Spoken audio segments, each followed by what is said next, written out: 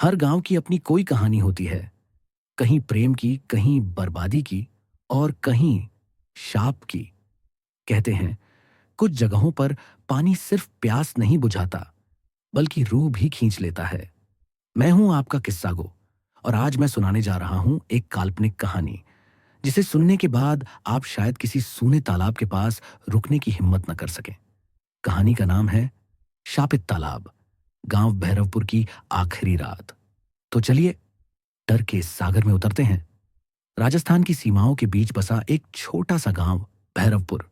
लोग शांत, सरल और अपनी परंपराओं में बंधे हुए। लेकिन उस गांव के बीचों बीच था एक पुराना तालाब, भैरव कुंड। कहते हैं 100 साल पहले उस तालाब में गांव की एक लड़की सुरेखा पंडित के बेटे से प्यार कर बैठी थी। जब गांव वालों को पता चला तो दोनों को मारकर उसी तालाब में फेंक दिया गया। उस दिन से हर पूर्णिमा की रात तालाब के पानी से किसी औरत की सिसकी सुनाई देती थी। लोग कहते थे भैरव कुंड के पानी में अब आत्माएं बसती हैं। साल 2022। दिल्ली यूनिवर्सिटी की स्टूडेंट रिया बख्शी अपने कॉलेज प्रोजेक्ट के लिए हॉन्टेड विलेजेस ऑफ इंडिया पर रिसर्च कर रही थी। वो अपने दोस्तों करण, विवेक और नैना के साथ भैरवपुर पहुंची। गांव वालों ने उन्हें चेताया, रात को तालाब के पास मत जाना। जो गया लौट कर नहीं आया। लेकिन रिया ने मुस्कुराते हुए कहा, हम सिर्फ शूट करेंगे, डरेंगे नहीं। उसी रात उन्होंने कैमरे, ड्रोन और रिकॉर्डर के साथ तालाब के पास कैंप लगाया। तालाब बिल्कुल शांत था, इतना कि अपनी सांसों की आवाज भी सुनाई दे रही थी। रात 12:15 पर रिया ने रिकॉर्डिंग शुरू की। ड्रोन कैमरा तालाब के ऊपर 12:15 बजे रिकॉर्डिंग शुरू की।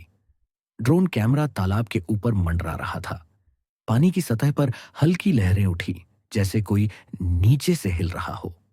करण ने मजाक में पत्थर फेंका और उसी पल ड्रोन की स्क्रीन काली हो गई। रिकॉर्डर से एक धीमी फुसफुसाहट आई। क्यों तोड़ा मेरा सन्नाटा? विवेक बोला। कोई गड़बड़ है। तभी तालाब के बीच से बबल्स उठने लगे। पानी से धीरे धीरे एक औरत का चेहरा उभर आया, भीगा हुआ, आंखें पूरी सफेद और बाल पानी में तैरते हुए। रिया ने कैमरा घुमाया, लेकिन जब उसने स्क्रीन में देखा तो चेहरा गायब था, पर हवा में अब जली हुई चूड़ियों की गंध थी। रात के 2 बजे विवेक अचानक गायब हो गया। उसका मोबाइल तालाब के किनारे पड़ा था, जिसमें आखिरी रिकॉर्डिंग थी। पानी के अंदर कोई है, मुझे खींच रहा है। रिया ने नैना और करण को भागने को कहा, पर करण ने कहा, नहीं, हमें विवेक को बचाना है। वो दोनों तालाब की तरफ बढ़े।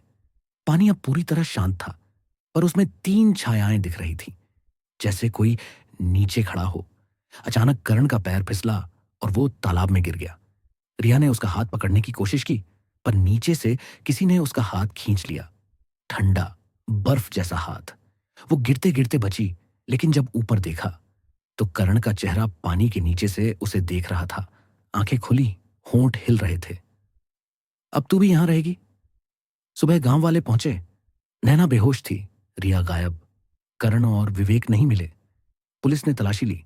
तालाब से कोई शव नहीं मिला, सिर्फ एक कैमरा और टूटी हुई चूड़ियां।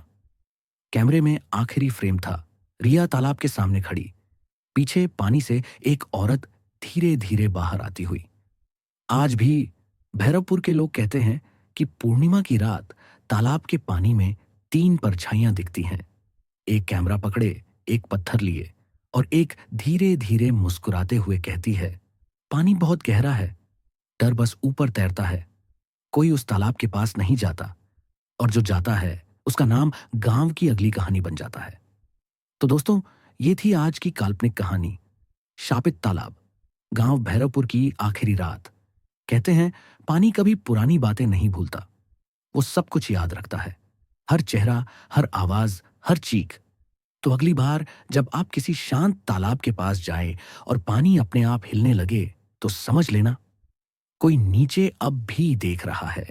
तो दोस्तों, और भी नई कहानियों को सुनने के लिए हमारे चैनल को सब्सक्राइब करें।